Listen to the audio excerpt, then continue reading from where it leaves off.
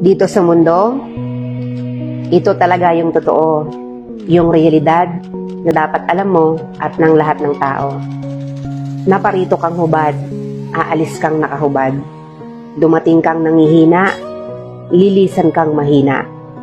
Iniluwal kang walang salapi at mga bagay, maglalaho kang walang salapi at mga bagay.